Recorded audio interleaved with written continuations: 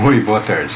Eu não quis deixar para amanhã, estou aproveitando hoje, um dia relativamente tranquilo aqui em casa, e eu decidi voltar para apresentar a parte final da leitura do livro de Apocalipse. Nós terminamos a última parte com Cristo vencendo. Cristo vencendo o mundo, Cristo vencendo a morte. Pela ressurreição dos seus, nós vencemos a morte. Cristo vencendo e derrotando o maligno, 2 vezes. E o Senhor Deus deixando bastante claro que não é por falta de oportunidade, não é por falta de condições. A humanidade teve início num ambiente totalmente preparado. O Jardim do Éden, o Jardim das Delícias, que seria mais um bosque. Jardim para nós é de flores, mas no Antigo Oriente, quando eles falam de jardim, o jardim não são só flores, também árvores frutíferas, né? Um bosque. A humanidade começa, é enganada nesse ambiente, é derrotada nesse ambiente. A humanidade é expulsa do Jardim do Éden e floresce em condições adversas. Muitas pessoas teorizam, por isso eu acredito no milênio. Muitas pessoas acreditam que se vivêssemos no clima ideal, um ordenamento social correto, se a justiça fosse executada amplamente, né, a humanidade se converteria, permaneceria fiel a Deus. O período do milênio em que nós, os que cremos em Cristo, estaremos com Ele, reinando e adorando o Criador de toda a terra.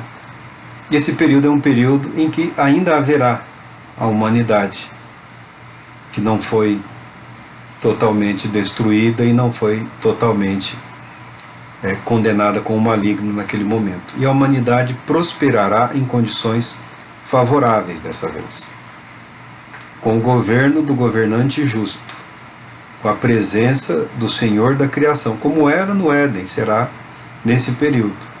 E o que a Bíblia deixa claro: após 1000 anos Satanás será solto e ele vai seduzir, sim. Então não é o ambiente, não é o momento da história, não é o auge da civilização que garantem a salvação de ninguém. É a aceitação do Evangelho de Jesus Cristo. Eu entendo como um dom de Deus. Ao mesmo tempo que, quando se explana o Evangelho da salvação, da perspectiva da soberania de Deus, você não vai encontrar no ser humano espaço para absolutamente nada.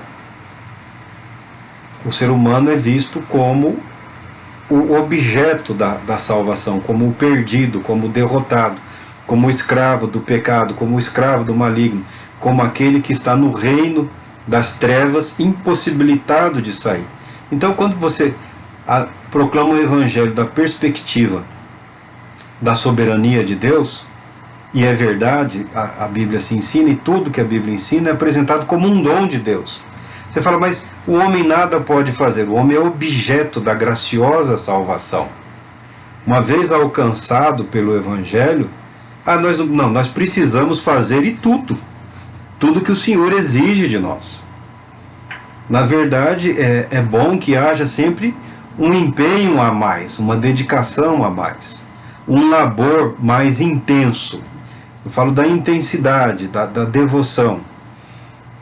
Não é por força e não será por violência, como diz a palavra de Deus. Será sempre pelo Espírito de Deus.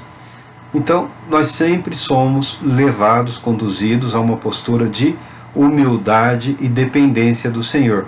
Mas mesmo o ambiente apropriado, a economia mais justa, uma sociedade justa, nada disso livrará a humanidade pecadora dos laços de Satanás. É o que a Bíblia ensina.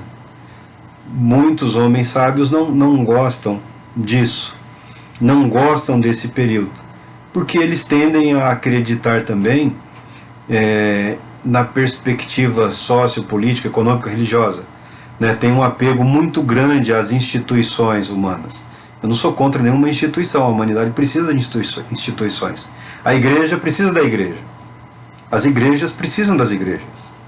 As igrejas precisam de organização. As igrejas precisam celebrar os seus pactos, os seus propósitos. A igreja não pode viver como que isolada, ilhada no deserto. A igreja precisa participar ativamente e positivamente da sociedade em que ela está inserida. A igreja pode e deve ter contato com outras instituições, com o Estado, com legislação, com tudo isso. Eu não sou a favor do isolamento, muito pelo contrário. Eu só entendo que a posição da igreja é, o tanto quanto possível, o quanto Deus permitir, queremos para nós toda a liberdade para vivermos a nossa fé, expressarmos a nossa fé, educarmos os nossos filhos naquilo que entendemos ser o correto. Quando eles crescerem, atingirem condições, maturidade para tomarem as suas decisões, que o façam. Mas eu não estou vendo esse empenho. Eu tenho visto só uma postura de guerrilha, de tentar achar culpados, uma atitude muito semelhante à que o inimigo adota, né? A culpa é dos verde claro, a culpa é do azul escuro, se não tivesse cor de abóbora no mundo. Eu entendo que esse caminho é uma cilada, é uma armadilha. E outros que equivocadamente, aí é uma questão doutrinária, que eu falo do ensino do arrebatamento, como ele é ensinado, com uma expectativa quanto a ser poupado. Ser poupado durante a tribulação, durante o sofrimento, receber da graça, do amor e da proteção de Deus durante a batalha, é diferente de não ser levado à batalha. E o próprio Senhor Jesus disse, no mundo tereis aflições, não tereis aflições, mas tende bom ânimo. Ele fala, eu venci o mundo, a vitória dele é a nossa. A vitória dele é a nossa. Por que eu coloco isso aqui? Muita gente preocupada ou despreocupada com um período que a Bíblia ensina que ocorrerá e haverá certamente de grande tribulação, de grande sofrimento, não tem conseguido viver adequadamente nos dias de hoje a sua tribulação. Muita gente tem falhado e fracassado durante a sua tribulação. Não é a grande tribulação, é a minha tribulação. Durante o seu calvário, durante a afronta, a humilhação, muitos têm sucumbido nessa curta jornada, nesse labor intenso que se enfrenta nos dias de hoje. E nem é a grande tribulação, mas é tribulação, é aflição. Tem sucumbido agora porque sequer sabem que foram preparados e capacitados para vencer no pior momento. Não acreditam que o Espírito Santo é capaz de levantá-los, de erguê-los, de fazer com que se coloquem de pé, prontos para a batalha, no pequeno sofrer de hoje. É isso que eu vejo com tristeza. Não é a questão da intensidade do sofrimento ou do período específico em que ocorrerá uma perseguição. Você já pode estar passando pela sua tribulação agora. Não que eu fale que tribulação é um período individual, não.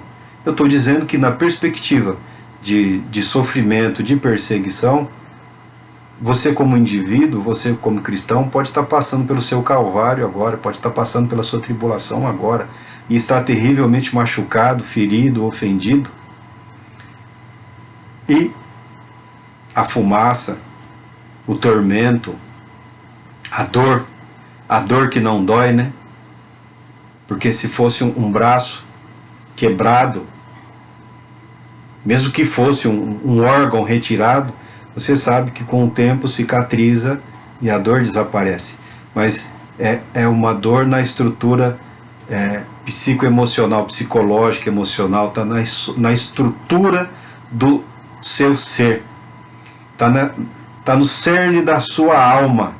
Você não sabia que poderia ser atingido tão forte e tão mortalmente da maneira com que foi atacado e atingido.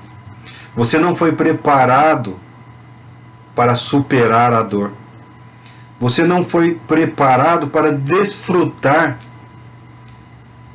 nas aflições do dia a dia, desfrutar da companhia, do amor, do consolo e da cura. Quando fala de Apocalipse aqui no final, aqui já é a parte das exortações do apóstolo, das ilustrações finais.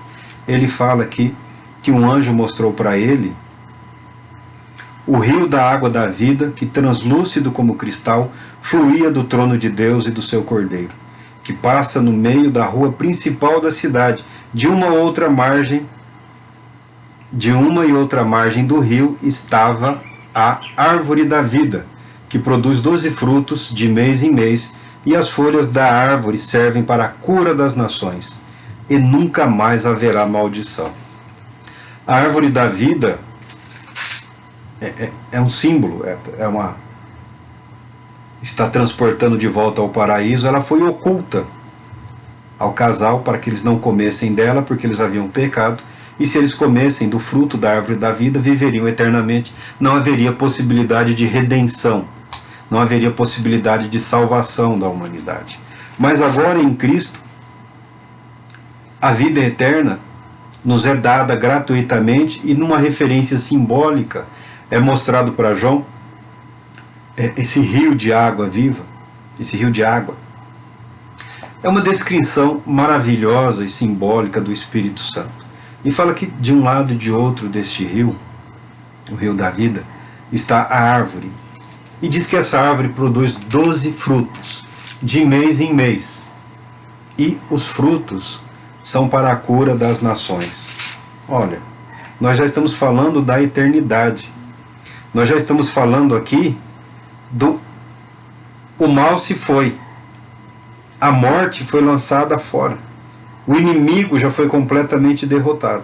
Então esse texto é um indicativo, na minha opinião, de que se refere aos dias de hoje, sim. Né?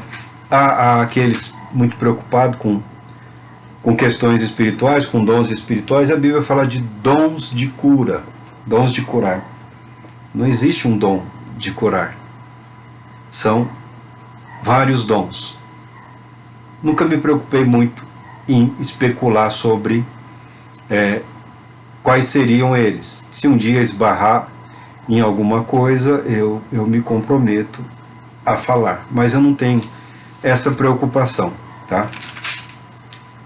Mas o texto fala aqui que a árvore da vida produz frutos o ano todo, né? Durante os 12 meses do ano, ou seja, é uma produção contínua de frutos, é para a cura das nações. Então há quem já tenha proposto isso, e eu acho muito bonito e interessante, que enumera os dons de curar como sendo 12. Eu não estou preocupado em quantos são os dons de curar.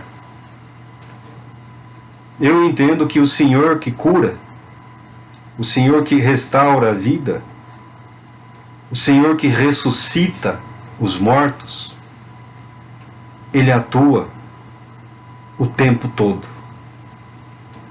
Curar, salvar, restaurar, resgatar, enxugar as lágrimas, aliviar a dor, curar as feridas, é para agora, é para hoje.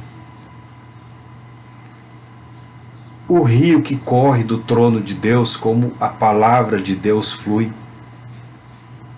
pelo Espírito Santo, pelo poder da sua graça, ele é provisão suficiente para libertar você, curar você desse mal que te aflige. Porque muitos estão derrotados, ainda que gritem, ainda que esguelem, ainda que sapateiem nos púlpitos, ainda que falem de uma forma ousada e atrevida. Eu conheço muito bem muitas dessas pessoas e sei que não são diferentes de nenhum de nós. Alguns só estão mantendo a pose, porque já estão derrotados, já estão humilhados. Muitos se tornaram escravos do dinheiro. Tá, tudo bem, escravos do dinheiro. Muitos se tornaram escravos da mentira. Meu irmão, não permita que a mentira governe a sua vida. Não permita que um erro, ou um pecado, ou um fracasso marque a sua história e o seu caráter. Tem quem prefere pagar um aborto. Tem quem prefere exigir de uma mulher que ela aborte, sob a arrogante ideia de que eu não vou permitir que um erro destrua o meu casamento. Então você vai matar um inocente. Então matar um inocente é a sua maneira de salvar. É essa a sua ideia. A verdade não vai te salvar. Jesus Cristo não vai te salvar. É preferível para alguns desviar dinheiro da empresa, da igreja ou da própria casa para pagar um suborno que está tendo, que está vivendo, ou arranjar espaço às escondidas na sua agenda para encontrar esta ou aquela pessoa que o está chantageando, só para manter uma fachada, uma aparência, né? Prefere arriscar uma vida. Isso é triste. Eu não falo com a intenção de julgar ninguém, de condenar ninguém. Mas, meu irmão, se você viveu e se você vive para a glória de Cristo, o que deve ser sacrificado? O nome de Jesus Cristo ou o seu? Porque a vida de aparência, a vida de mentira, não vai garantir a salvação de ninguém, muito pelo contrário. Poderá resultar na perdição de muitos e muitos. Seguindo aqui o nosso texto, João diz: então vi novo céu e nova terra, pois o primeiro céu e a primeira terra haviam passado. O mar já não mais existia. Também vi a cidade santa, a nova Jerusalém, que descia dos céus da parte de Deus, adornada como uma noiva para o seu esposo amado.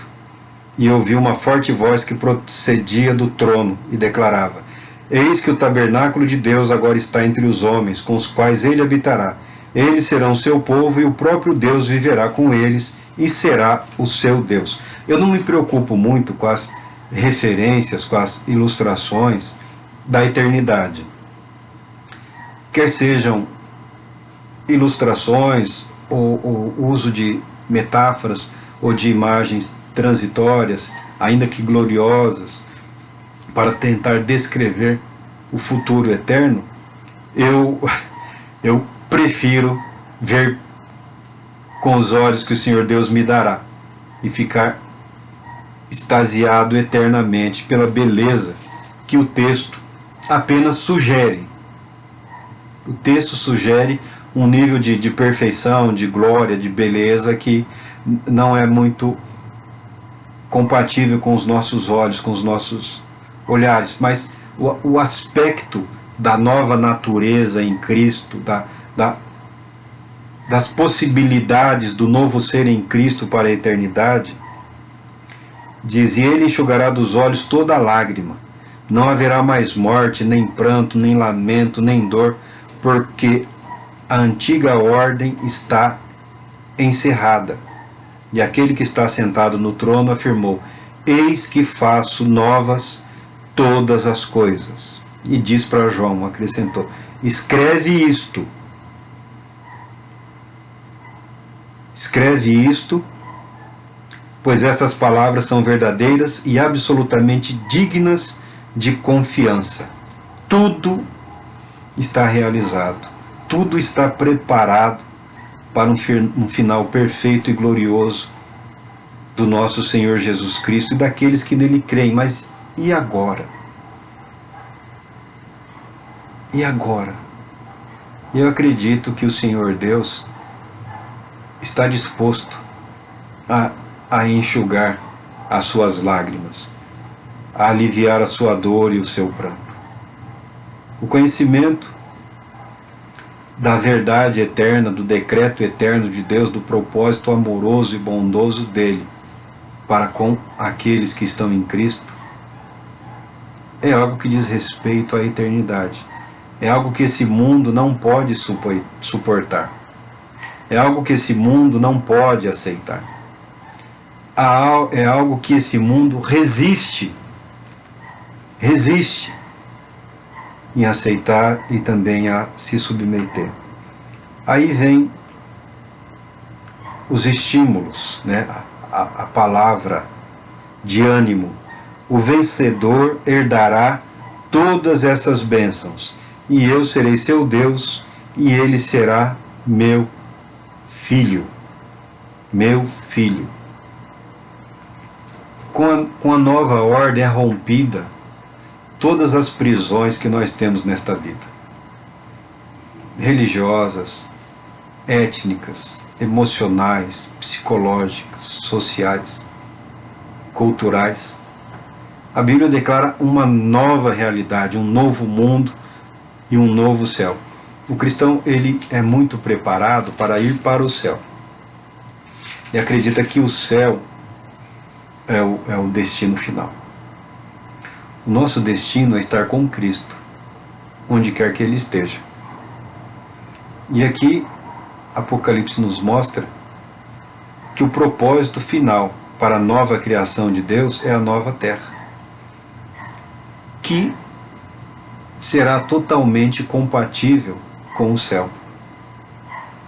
Essa noção que nós temos de distância entre os céus de Deus e a terra, os céus onde Deus está, hoje falam em dimensões paralelas, mas isso daí não significa nada. O reino invisível de Deus, invisível para nós, a Bíblia descreve como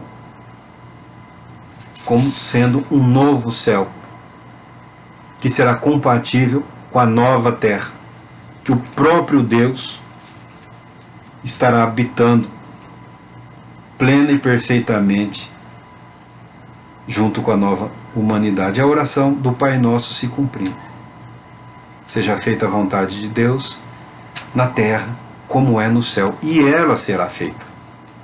E ela será feita. O que eu acredito que nós estejamos... e tem as advertências. O texto de Apocalipse destina-se à igreja, a igreja de Jesus Cristo, ou às igrejas de Jesus Cristo, aos anjos das igrejas, aos pastores, aos líderes, aos conselhos, aos anciãos, aqueles que tomam sobre si a responsabilidade de orientar e acompanhar o rebanho de Cristo, os servos de Deus, na sua caminhada sobre a terra. Talvez você não saiba, mas há mais material para cuidado de pastores do que para cuidado de ovelhas, né? É interessante, né? Porque os ministros estão feridos, ofendidos, humilhados, machucados. E muita gente está aceitando aperto de mão de Satanás e falando simplesmente: eu vou tirar o que der, eu vou cuidar de mim e dos meus, e que Deus se vire com a igreja dele. Sim, é isso que está dizendo, sim, tem muita gente dizendo isso, muita gente é de mágoa, de revolta, de ódio. Mas a palavra de Deus é destinada a toda a igreja de Cristo, a todo o corpo de Cristo, não exclui ninguém. E uma coisa João faz questão de deixar claro: mesmo após mostrar a vitória de Jesus Cristo sobre o homem do pecado, sobre o diabo, sobre a falsa igreja, sobre a humanidade, ele diz: porém, quanto aos covardes, aos incrédulos, os depravados, os assassinos, os que praticam imoralidade sexual, os bruxos e os ocultistas, os idólatras e todos os mentirosos, a parte que lhes cabe será no lago de fogo, que arde perpetuamente em meio ao enxofre. Esta é a segunda morte. É o juízo, é a condenação. É sério isso. Ele não falou, João, proclama para o mundo lá fora. João, anuncia para a igreja. Anuncia para a igreja. Por quê? Em parte isso estava tentando, e em alguns lugares já fazendo parte de novo da vida da igreja. E hoje, tristemente, nós vemos isso. Nós vemos isso. Eu vejo algumas pessoas preocupadas com questões de espiritualidade se envolvendo em práticas que, para quem não tem a devida estrutura mental, psicológica, espiritual, equiparado à magia, à bruxaria. Delírio puro. Acha que pode controlar os poderes da criação. Acreditam que de alguma forma podem controlar os anjos de Deus, os servos do Deus Altíssimo. Acreditam que pode convencer alguma autoridade espiritual. Estou falando de homens, não. Estou falando dos seres e de hierarquias que existem, que podem convencê-los a realizar esta ou aquela coisa, porque descobriram algum método que estava engavetado, algum método que não tem respaldo na palavra de Deus. Está em alta isso hoje. Muitos pregadores hoje pregam o evangelho psicologizado. Psicologizado. Tudo é um trauma, né? É uma obsessão pelo porquê. Eu posso ver, sentir a dor, a ferida. Eu acredito que o Senhor Jesus é suficiente para curar isso daí.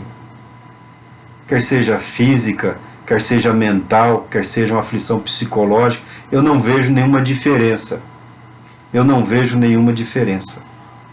Eu não gosto da ideia de que se pode manipular os céus e convencer a Deus a realizar atos específicos em função ou em favor de pessoas específicas no momento em que desejamos. Não. Nisso eu não acredito. Mas eu acredito no que a Bíblia declara. Que tudo é possível na vida daquele que crê. Inclusive viver plenamente em Cristo, apesar das dificuldades, das aflições ou das dores. Mas se é um caso de paralisia, no sentido que você não está mais caminhando com Cristo, você está parado à beira do caminho, à margem do caminho, se contorcendo, praticamente gritando, implorando, o Senhor Jesus vai curar você, vai restaurar você. O Senhor Jesus vai libertar você. Porque o tempo da cura é agora. O tempo do livramento é agora. O tempo da salvação é hoje.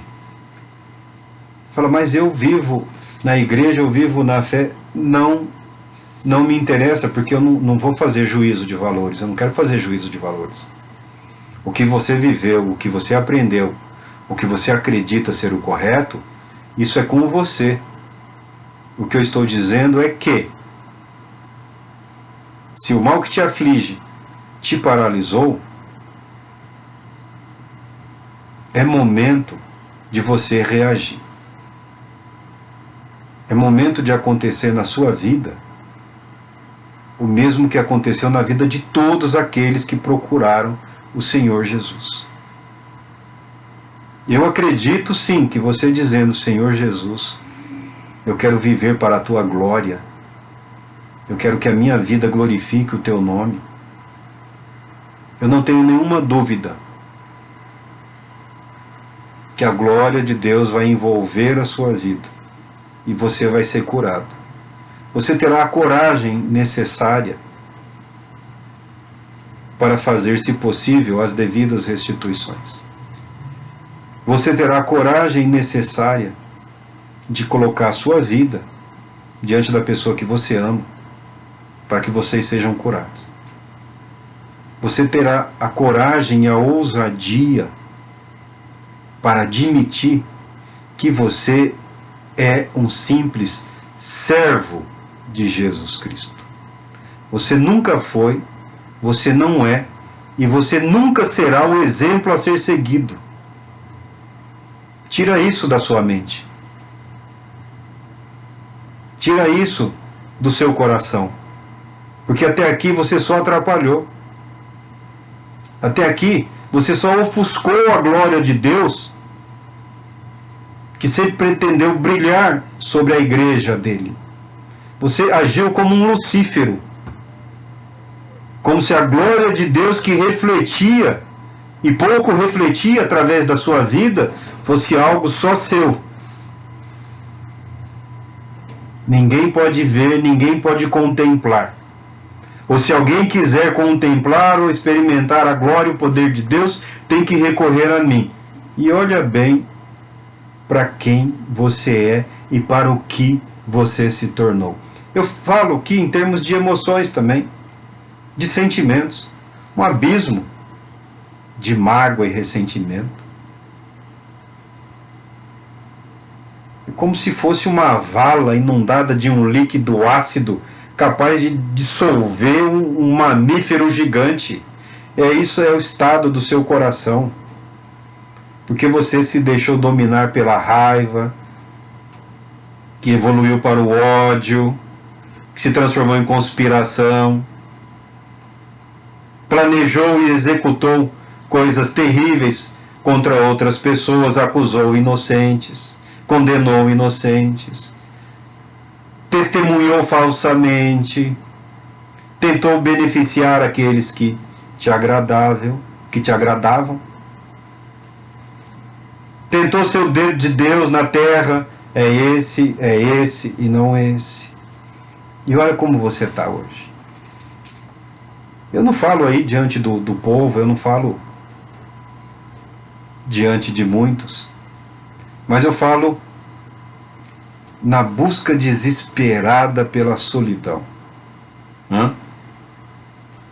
A busca desesperada pelo isolamento, de mal suportar confrontar a própria imagem no espelho. Meu irmão, minha irmã, o Senhor Jesus enxerga através da maquiagem. O Senhor Jesus enxerga através da fachada.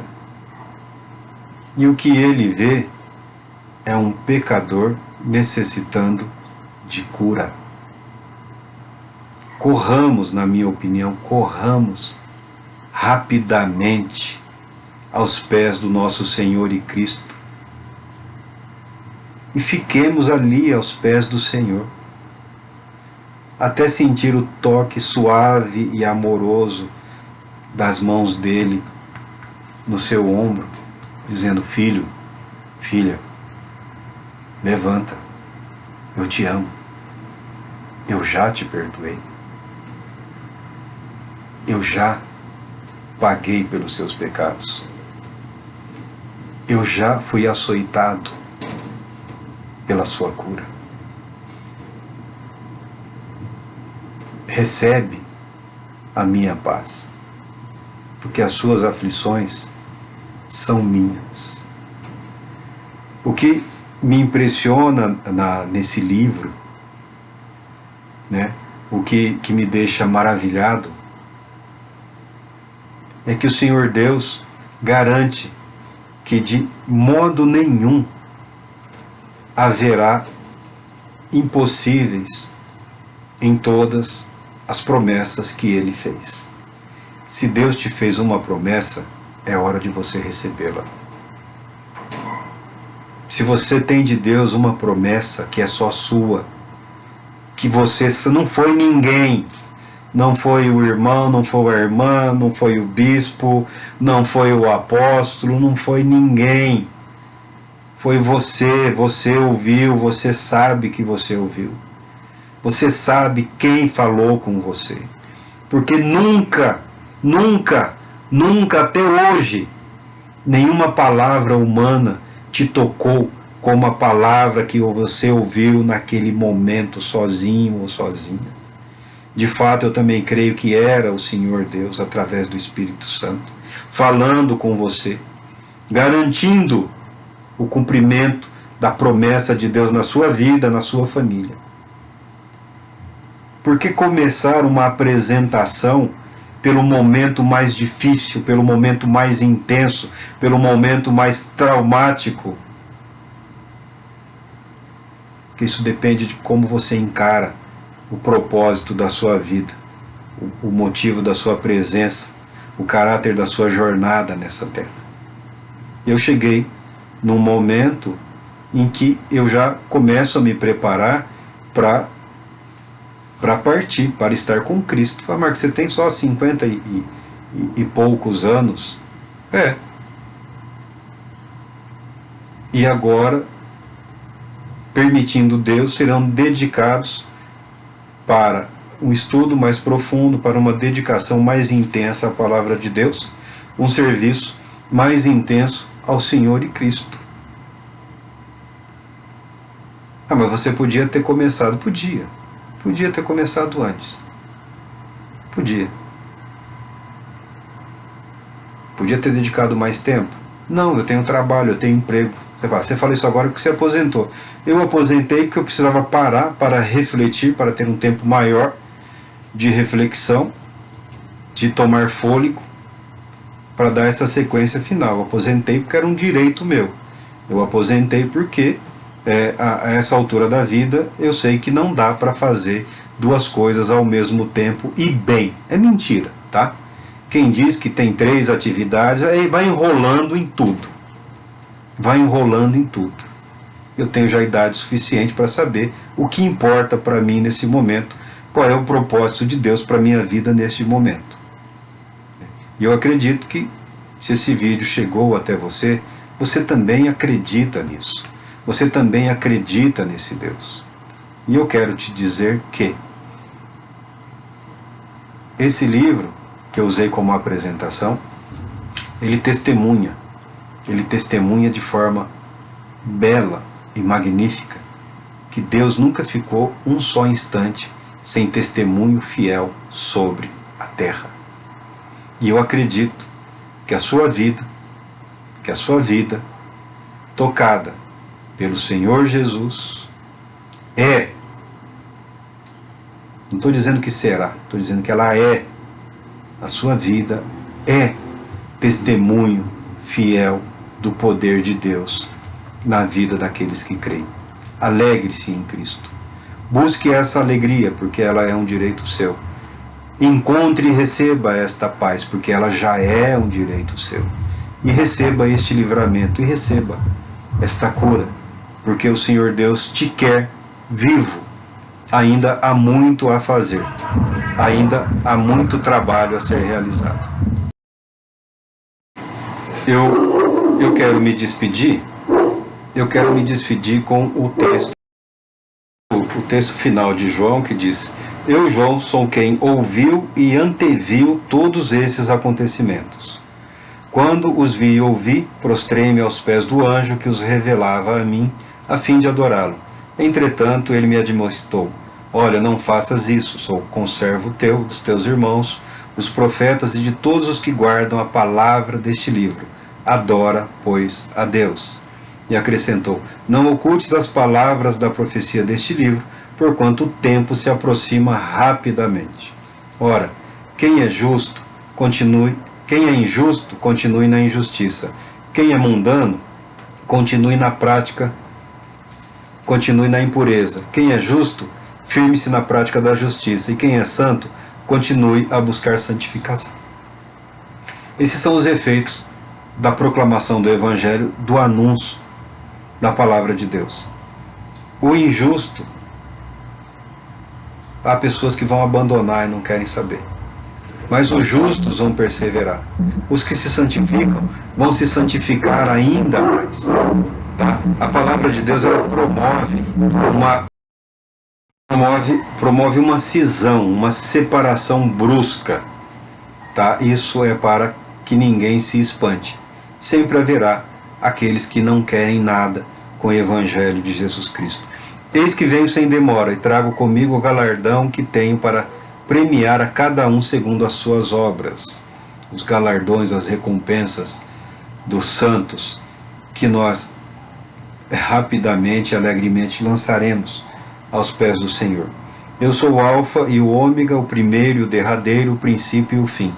Bem-aventurados todos os que lavam as suas roupas no sangue do Cordeiro, e assim ganham direito à árvore da vida e podem adentrar a cidade através dos seus portais. Permanece a advertência. No entanto, fora estão os cães, os bruxos, os ocultistas, os que cometem imoralidades sexuais, os assassinos, os idólatras e todos os que amam e praticam a mentira. Eu, Jesus, enviei o meu anjo para vos entregar este testemunho em relação às igrejas de todas as épocas, de todas as eras, de todos os tempos, de todas as nações. Eu sou a raiz e o prometido, descendente de Davi, a brilhante, algumas versões dizem, a resplandecente estrela da manhã. O Espírito e a noiva proclamam, vem. E todo aquele que ouvir, responda, vem. Quem sentir sede, venha. E todos quantos desejarem, venham e recebam de graça a água da vida. Que Deus Todo-Poderoso te abençoe. Que esse convite do Espírito Santo e do Senhor Jesus, para que você seja renovado, restaurado, curado nele, que você ouça e que você o atenda, porque eu não tenho dúvidas de que essa é a hora. Essa é a hora da sua cura. Este é o dia do seu livramento. Esta é a época da manifestação do poder do Espírito Santo na sua vida. Que Deus Todo-Poderoso te abençoe. Nos despedimos da nossa apresentação do livro de Apocalipse e doravante, quando estivermos apresentando um estudo ou alguma pregação no que diz respeito às cartas dos apóstolos aqui, eu espero que você tenha em mente que o pano de fundo das cartas dos apóstolos é esse cenário do futuro apocalíptico que a Bíblia declara. Porque João teve essa visão magnífica e bastante abrangente do futuro, e a João foi permitido revelar isso às igrejas. Mas eu não creio que ele tenha sido o único. Pelo que o apóstolo Paulo escreve nas suas cartas, pelo que o apóstolo Pedro escreve, Pedro era um homem muito dinâmico, assim como Paulo. Então nós não temos muitos escritos de Pedro.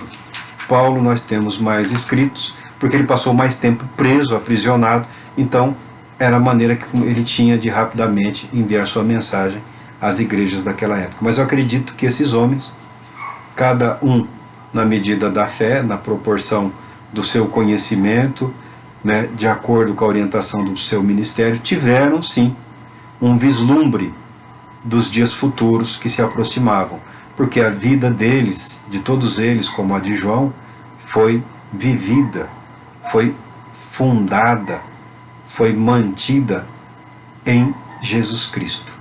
Eles viveram em Cristo, eles viveram para Cristo, e eles contemplam a glória do nosso Senhor e Salvador Jesus Cristo. E não há nenhum impedimento, não há nenhum obstáculo, não há nenhum poder capaz de impedir que a glória de Deus também brilhe sobre a sua vida. Deus Todo-Poderoso te abençoe, te proteja e te traga a paz. Boa tarde.